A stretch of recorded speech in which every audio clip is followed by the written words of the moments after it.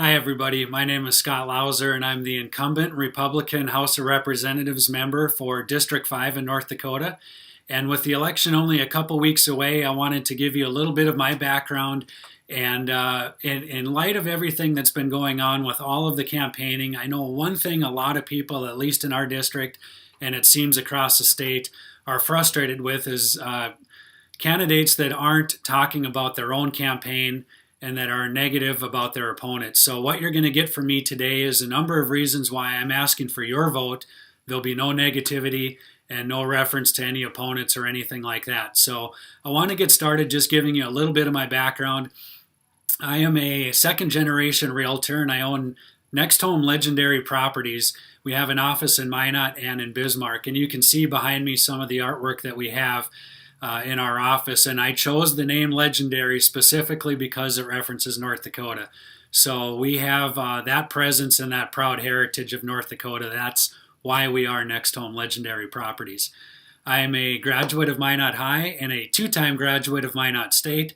I've lived in Minot most of my whole life. I took about a year and a half off and went to work in the retail environment in Wisconsin, but came back home and am very proud to be living and working in Minot.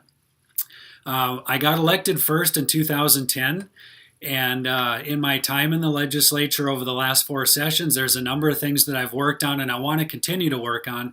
Most importantly, right now for the Minot area is flood protection and flood recovery. And so there's a number of things that I've done through my capacity as a realtor. I learned of the community rating system, and I brought that to Minot and Ward County, which provides discounts on flood insurance for people that are required to carry flood insurance.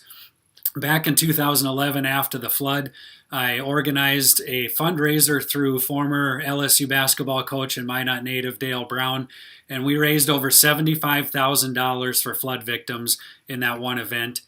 I organized my own town hall meeting, and I did that in part as a realtor and in part as a legislator, just to give the people that were flood victims an idea what they could expect as far as mortgages and insurance and recovery. I was the only legislator that did that on my own, and we held that at the Sleep Inn. We went for about 2.5 or 3 hours on information. I introduced a LIDAR study last session that hopefully brings the ability for people to apply to get out of the floodplain based on their elevation of their property and other criteria.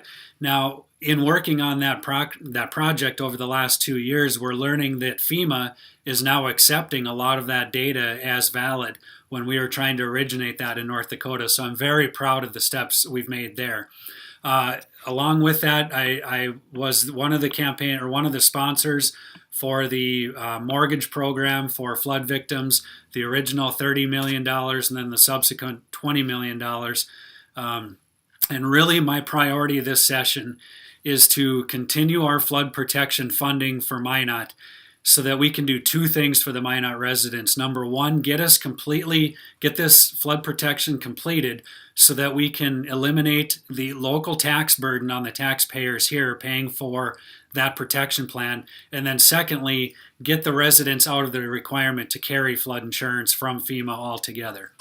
Other things that I've worked on, the infrastructure bills. I was a co-sponsor of the $1.2 billion surge bill last session. Of course, Minot is now considered a hub city in this new funding formula, and we're looking at ways to borrow against the legacy fund, whether that be the principal and or the earnings. So we'll be working on that next session. As far as education goes, I did make an attempt. It didn't pass, but I did make an attempt last session to eliminate the local property tax burden that levies mills for K-12 education and make that completely reliant upon the state. That bill unfortunately didn't pass, but there's a number of things that I've done with education. And of course, in this next session, Minot is considered a hub city for K-12 education as well. So we're going to have that additional funding guaranteed. As far as transparency goes, I was one of the co-sponsors of the voter ID bill, which the U.S. Supreme Court upheld as valid for this session or this election cycle. Also, I had a transparency bill for legislators and candidates to disclose their funding sources and their expenses in their campaign, as well as a prohibition on the use of campaign funds for personal use. I also had a transfer tax ban in the 2014 election that was called Measure 2 at the time. There were 8 measures on the ballot. 7 of them failed, 1 of them passed, and I'm proud to be the prime sponsor of the constitutional amendment in place now in North Dakota that prohibits any transfer taxes on the sale of real estate.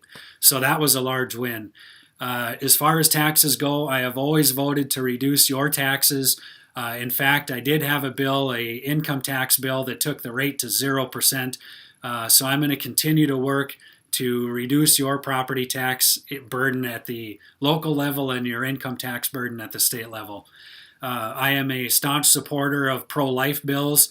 I have an A rating from the NRA and have always voted to protect your Second Amendment rights. I have a number of pro-business ideas that I want to bring forward, and I'm also a prime sponsor and supporter of the Convention of the States, which is an Article 5 Convention of the States, bringing states' rights back to the states and limiting the federal powers of Congress. I guess I just want to tell you I'm a staunch supporter of Minot. I'm proud to be from Minot.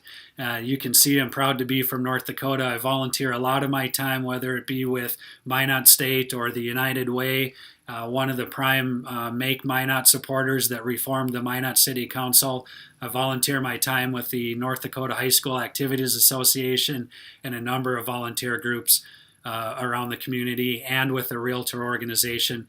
I am the only North Dakotan in over 100-year history to serve on the executive committee with the Realtors, what we call the leadership team, that had over 1.2 million Realtors, and I served as the vice president for that organization in 2012. I feel I'm very accessible, whether it be social media or my state account, my state email account, which is slauser@nd.gov. And I can certainly respond to anybody that's got any questions. The last thing that I would say is being in the legislature and being in elective office, we're not able to please everyone 100% of the time on all issues, and certainly I'm not able to please everyone on any single issue all of the time. But I try my best. I listen to what my constituents have to say. I weigh their input, and then I try to make the best decisions and the best policy for Minot and for North Dakota. I'm asking for your support this November 6th. There is early voting the week prior to the election, and the opportunity for you to receive an absentee ballot down at the Ward County Courthouse exists now.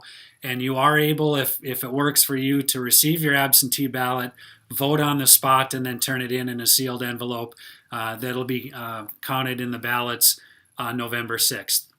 With that, I hope everybody is looking forward to the election and getting this over with. And I'm asking for your support to serve District 5 in Minot, Southwest Minot, down in Bismarck for 4 more years. I can be found at representativelouser.com if you have any further questions. Thank you for your consideration, and I look forward to the 6th of November.